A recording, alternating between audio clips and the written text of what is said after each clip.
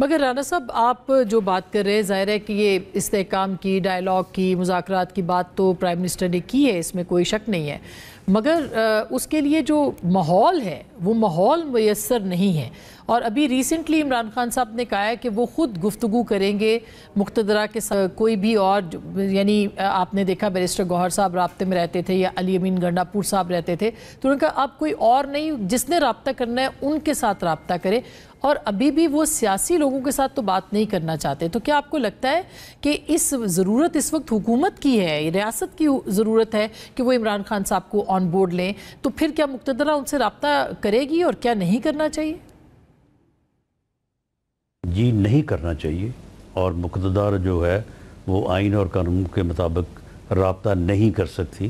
اس بارے میں D G I S P R نے بڑا دو ٹوک انداز میں کہا تھا کہ سیاسی جماعتیں آپس میں بیٹھ کے گفتگو کریں، ہمارا یہ مینڈیٹ نہیں ہے اور نہ ہم بات کریں گے۔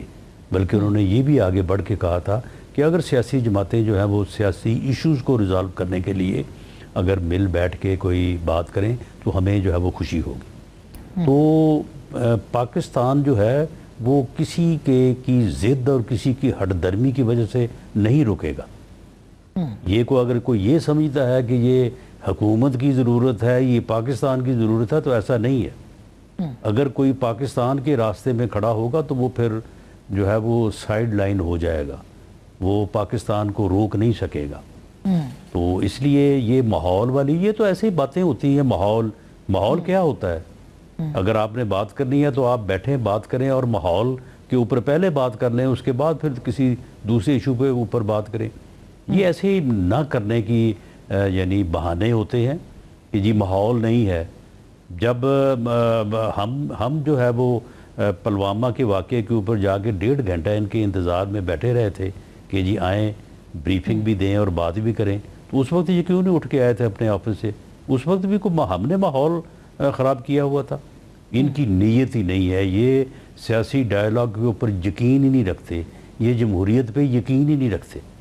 تو پھر یہ کس چیز پہ یقین رکھتے ہیں رانا صاحب؟ نہ یہ فساد پہ یقین رکھتے ہیں، یہ انارکی کے اوپر یقین رکھتے ہیں۔